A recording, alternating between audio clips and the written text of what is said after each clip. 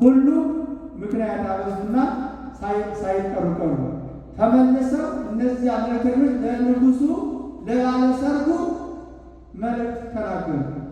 ሁሉም አልተገኙም ማለት እስኪ ደግሞ ብሎ ሌሎች የሚጠሩ ድጋሚ ላከ። አሁን ተመሳሳይ የሆነ መልስ መለሱላቸው።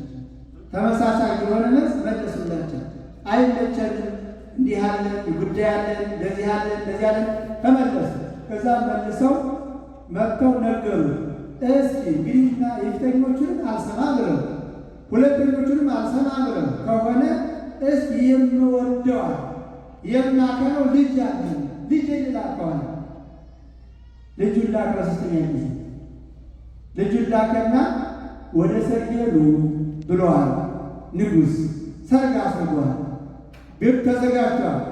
የሚበላ የሚጠጣው ነገር ሞልቷል። ስለዚህ መጥታችሁ ተመገቡ፣ ብሉ፣ ጠጡ፣ ደስ ይበላችሁ፣ ዘምሩ ብሏል ብለን ጥራ ብሎ የሚወደውን የሚያፈቅረውን ልጁን ላከ።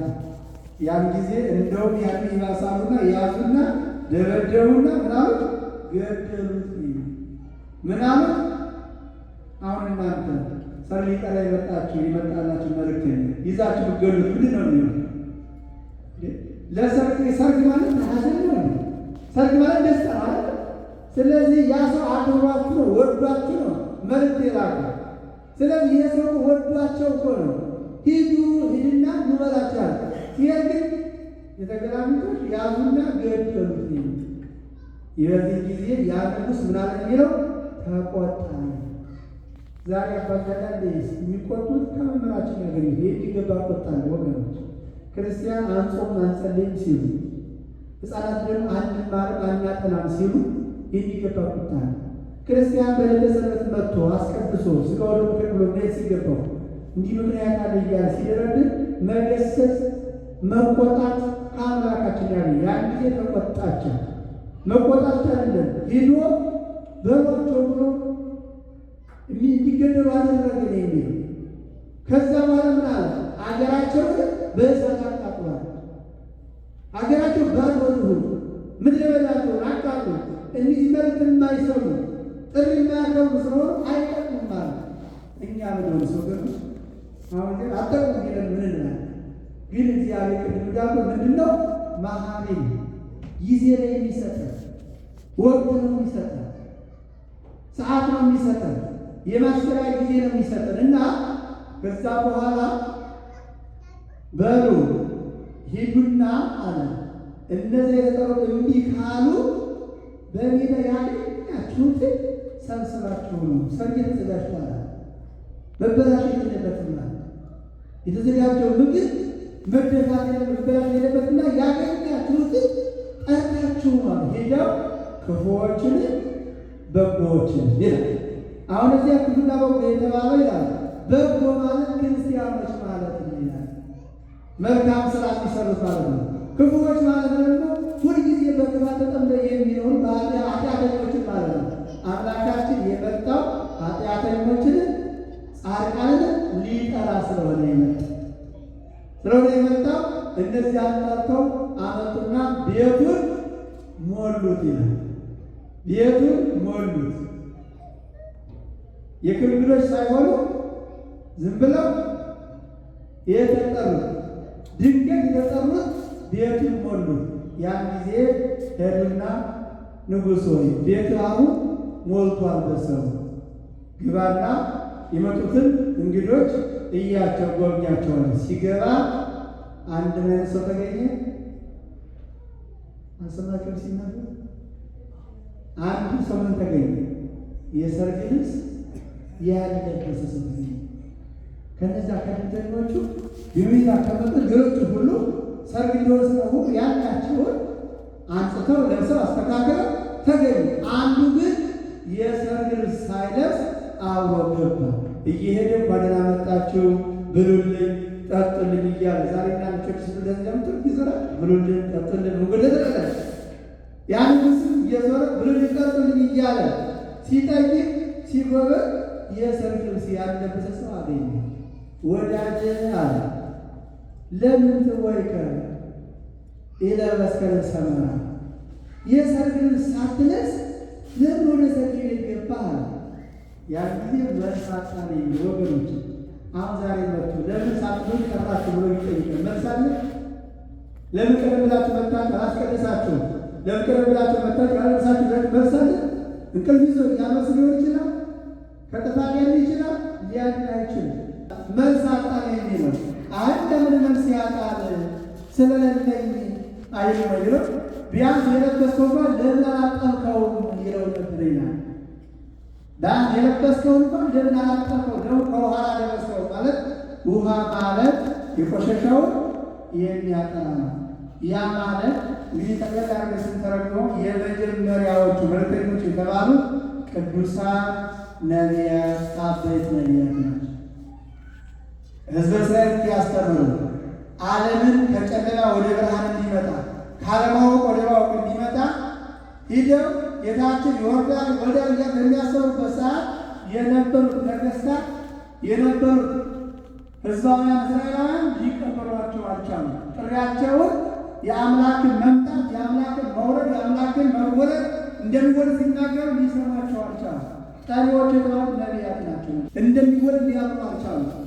እንደውም ገደሏቸው፣ ገረፏቸው ይላል። ከዛ ሁለተኛ አበይት ነቢያት አልሰማም ሲሉ ደቂቅ ነቢያት ድጋሚ ላከ። አንቀይቶ ጠይቃችሁ ባለፈው ሳምንት ስለ ነቢያት ተብለን ነበር። ታስታውሳለህ? አበይት ነቢያት ስንት ናቸው? የተኛችሁ ነው። አበይት ነቢያት ስንት ናቸው? ሳምንት የነበራችሁ እስኪያችሁ ሳምንት የነበራችሁ ሁላችሁ አልነበራችሁ? አበይት ነቢያት ስንት ናቸው? ሳምንት ነበራችሁ?